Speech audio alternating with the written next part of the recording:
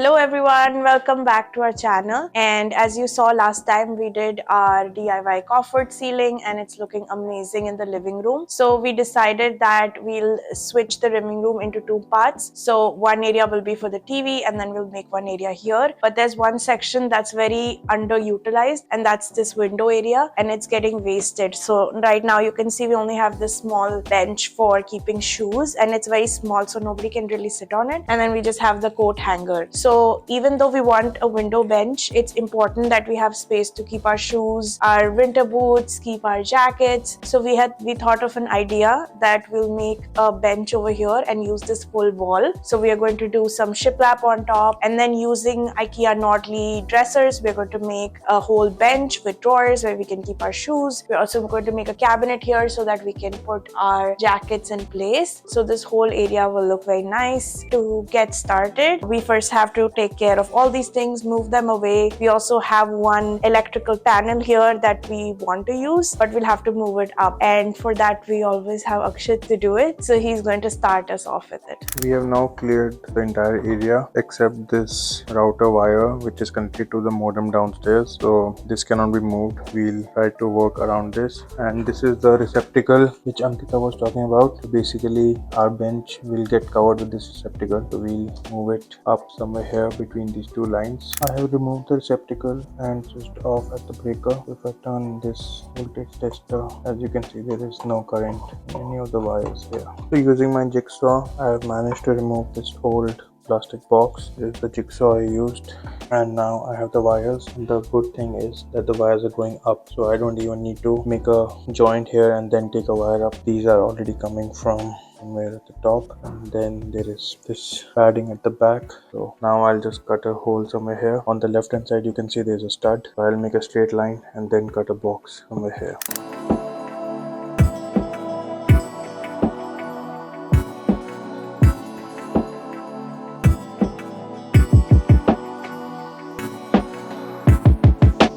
The wires are out now from this new receptacle where I'll be installing, and we need to cover this old receptacle. We'll not finish it because as it is get covered by the shiplap, but what we'll do is using a piece of drywall, we'll be installing it here, and then this is a scrap piece of wood which I had. I'll put it behind it so that there's a support for the drywall piece, and then mud it and tape it so that it's flush with the existing drywall.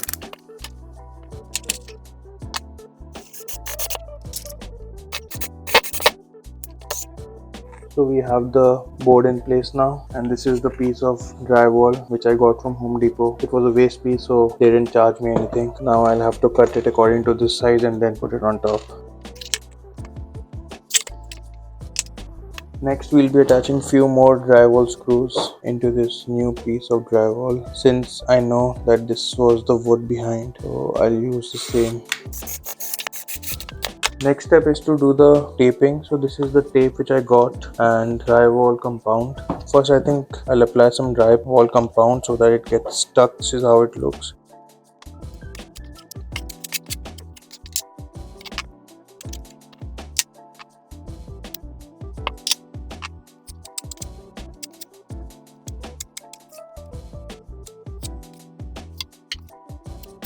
This is the first coat which I've done. Not a very good job because I haven't done this a lot of times, but no need to finish it because it will get covered by the shiplap, but we'll wait for it to dry, and if needed I'll put a second coat on this.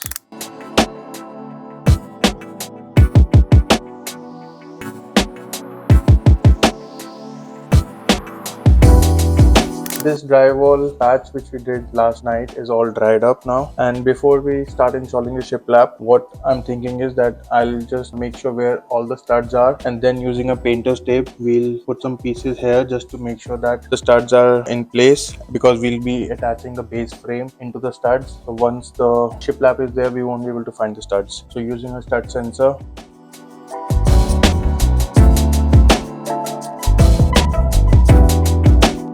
this is the shiplap which we got, and this time we got it from Lowe's. I believe the quality is better than what we got from Home Depot.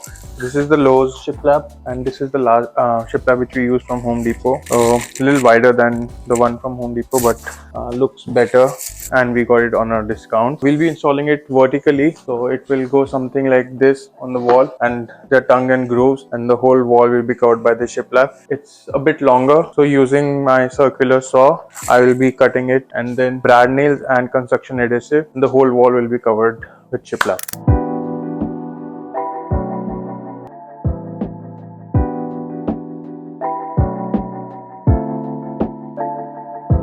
Progress we have made so far is we have installed the easy shiplaps, I mean to say the straight ones. Now comes the little tricky part wherein we have to go around this window frame, and I have made the markings on the shiplap. Now we'll be cutting this part of the shiplap using a jigsaw. So let's hope my measurements are correct and we are able to get a proper fit. After using the jigsaw, this is how the piece looks. I tried to dry fit, but I had to do some finishing touches with the 40 grit sandpaper. And now I'll just do one last check before I use glue and brad nails. Let's hope it. There is a little bit gap here, but that can be filled using caulking later on when you're finishing the shiplap wall. I think it looks great now, and I can't put any brad nails here, so I'll be putting a lot of glue in between the window frame and then finishing it off with the brad nails on top and the bottom.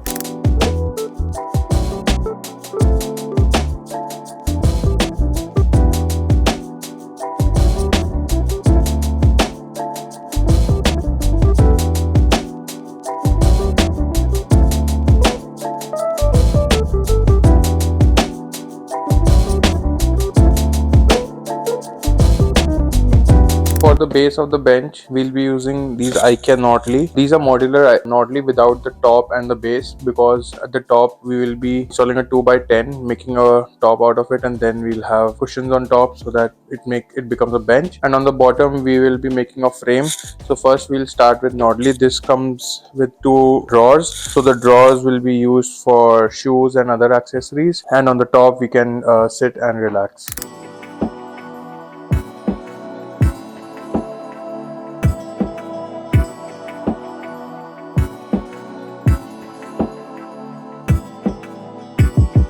All the shiplaps on the wall have been installed. There are a few gaps in here which will later be filled with wood filler, and we'll be finishing it with caulking. So the next step in our project is that these are the modular Nodleys. I have removed the drawers for now. The modular means that we didn't order the top and the bottom because we'll be making our own. So this is actually the top of the Nodley unit, and if I flip it over, this would be the bottom. I have cut some 1x boards. I will attach them, one on the front and one on the back, and then this will act as a frame, as a bottom base to the Nodley, and this will sit then on a 2x3 frame, which will be making it in this side. I'll start off with aligning the boards just to make sure that these are flush with the Nodley unit on all the 3 sides, and then using the brad nailer. It has a 2-inch nails, and just push it inside and it goes in straight. It's gone straight. 3 on one side and then 3 on the other, and it hasn't come out from either of the 2 sides, so this is looking good. The same way I'll repeat the process 5 more times on all the 3 Nodleys. Now we are building the base for the Nodley. This is 2x3s. Earlier we had plans of putting it vertically, but that wasn't working out, so we have decided to put it flat on the ground, and we have started with putting 2 side pieces of 2x3s, and then we'll add some more in the middle. I have to first do a pilot hole, and then using these 4 inches construction screws and my impact driver, I'll be drilling these screws inside the 2x3 into the small piece of 2x3.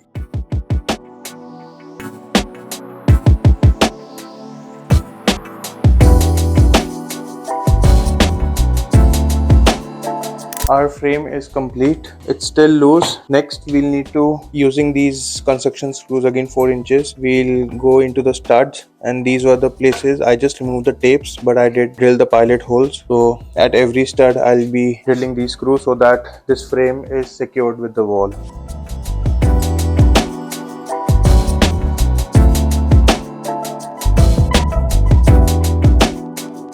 it's time to attach the nodly. We'll just align it with the 2x3 base which we made. I know it's a little off because the wall behind is not straight, so I'll try to align the front and just make sure that all the three nodlies actually meet and are aligned. Then we can screw some holes from the 1x6 into the 2x3 so that our nodlies are fixed with the base, and then we can move to the top part of nodly. It's time to attach the nodlies to the frame which we built. So these are the screws which I'll be using. 1.5 inches wood screws, making a pilot hole through the 1x6 into the 2x3 which is underneath, and then we'll be using the impact driver to drill them inside.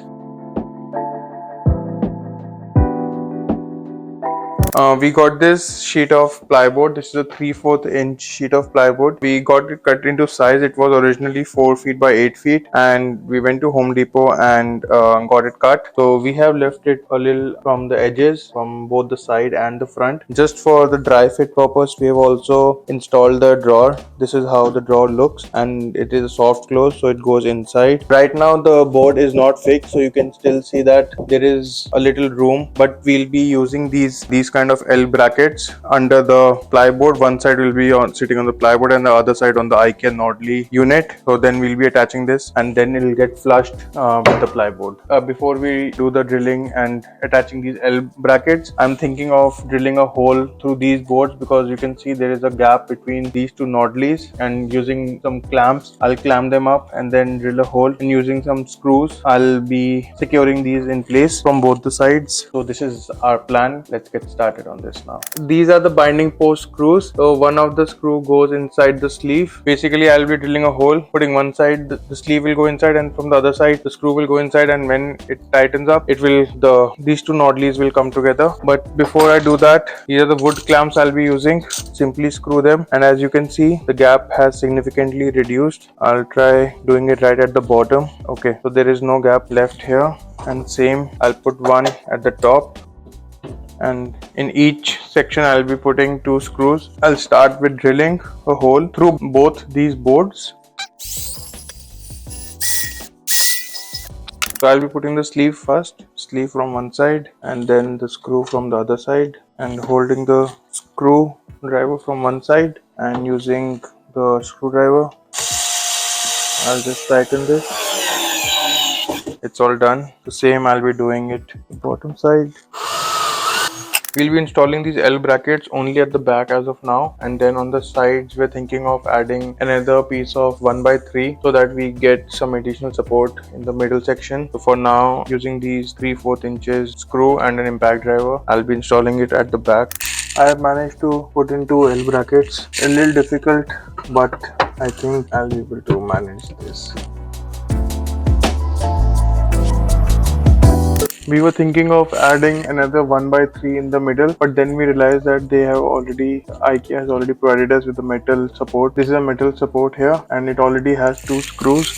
So using the same screws, I can drill some 3/4 inches screws inside the plywood, and I think the support is more than enough, and we don't need the 1x3. We'll save some money. All the supports have been installed, so this is how it is looking like. In addition, I put 2 screws here as well, which was the metal support, which is already included with the IKEA Nodly cabinets, and few more here, and then this is the third one. These are the screws which are holding these 2 Nodlies together flush. It's all straight, and so this is all fixed now. Since we got this 3/4 inch plywood, this is not sanded and finished, so it has a very ugly looking front. What we are planning to do is, I found this 3/4 inch cap from Home Depot, so it fits perfectly on top of it. It also has lips, so it goes inside and gets installed on this 3/4 inch plywood. Just to secure it, we'll be using some glue onto the plywood, and then I will be attaching the cap.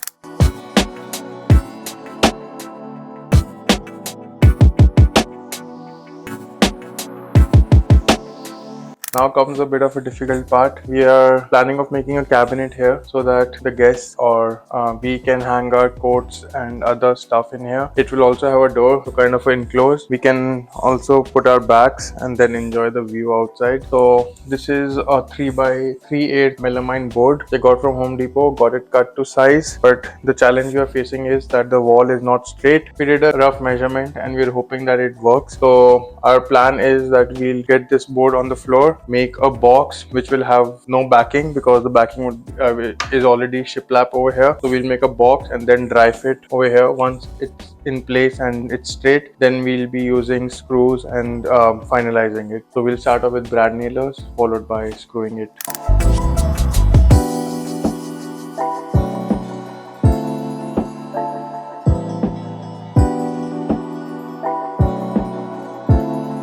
We did the dry fit and it fits, but not perfectly. We still have to level it, but we'll be finishing it off now. We'll not be removing the brad nails, but I'll be drilling some pilot holes and then using an impact driver and these 2.5-inch construction screws, actually framing screws. So they're really good quality. So this is how it looks like. So we'll be attaching on all the sides and securing the frame now. And I'll also be using the speed square just to make sure it is straight now. And then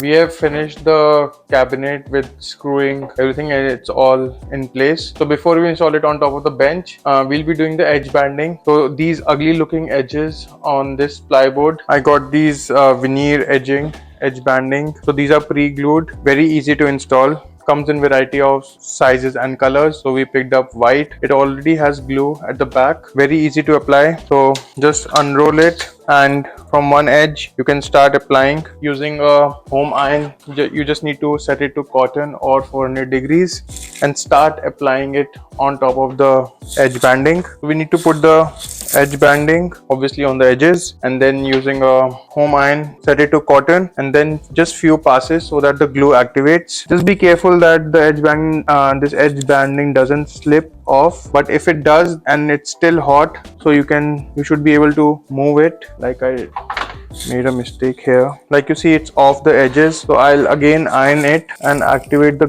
glue so that it becomes soft and I should be able to push it. This is such an easy way of making your plywood furniture from this ugly looking unfinished edge to this beautiful edge with the help of edge banding and iron.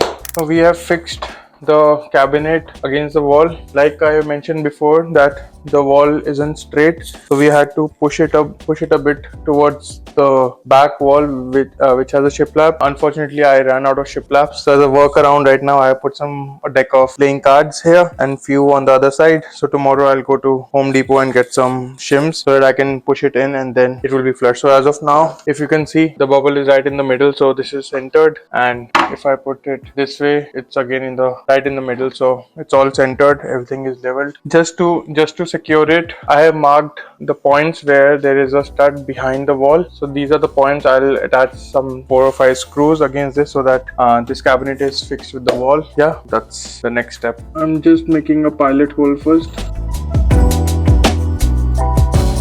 Before we start the painting, we'll cover the bottom part of the cabinets. So this is about 2 1/4 inch. This is the baseboard I got from Home Depot. I have cut this in size because we have a vent here and we were earlier thinking of cutting this part of the wood and then making an outlet, but we weren't able to get any vent covers of this size. So what we realized was that there was an opening here and the air could pass in from this side. We also have our Ethernet cable coming from the side. I've made a slot here, and this is how we'll be attaching the baseboard. Obviously we'll be painting it later, but for now, using some wood glue and brad nails, I'll be attaching it to the base. We'll be finishing it off with some brad nails. Let's put one in the middle here. So it's all fixed. we're about to fix the receptacle here. So since we had put in the shiplap, the gang box has gone inside, and then if I push in the receptacle, it will go right inside the shiplap and it will not be flush with the shiplap. So an alternate is, these are kind of extension boxes. This one I got from Amazon, but Home Depot had one which was metallic, so I preferred a plastic one. It basically brings the receptacle forward, and then once I put in the faceplate, it will be flush with the shiplap. Very easy to install. You just push it on top of the receptacle. All the wires and everything will go through the plastic box and it will go inside the receptacle. Now if you see, the plastic is on flush with the shiplap and I can simply push in the receptacle. One thing to note here is the screws which are already provided with the receptacle might become short, so we'll just change those screws. So we'll get rid of the old screws, and put in some new screws. So these are, if you can see, longer than what was originally installed. See, this is done and it's all flush. And now once we paint the shiplap and everything, this will get flushed with the faceplate. We have our Ethernet wire which is coming from the furnace room, and we are planning to keep the router somewhere in the middle of the room, but this wire has always been a problem and we don't want this to get cut or get destroyed by someone. So what we're doing is that these are cable channels. These come in a variety of sizes and lengths. This is good for a single Ethernet cable. As you can see, pretty small in diameter, very easy to install. You just these are the flat Cat6 cables which I got from Amazon. Very easy to install. You just push in the wire from one side into the opening and then just continue pushing the whole wire. Just make sure the wire is not twisted all across. Even a round Cat6 or any Ethernet cable can go inside this casing, and yeah, so it's all inside. Now we just need to close the opening. Simply push this and this gets locked, and we just continue closing the channel. Okay, this casing is closed. It comes with double-sided tape, so you just remove a small portion of the tape and it can be easily fixed on top of baseboard or even on the drywall. If you're planning to paint it, it can be painted as well. Just continue removing small segments of the adhesive and you can stick this, just making sure that it's all straight.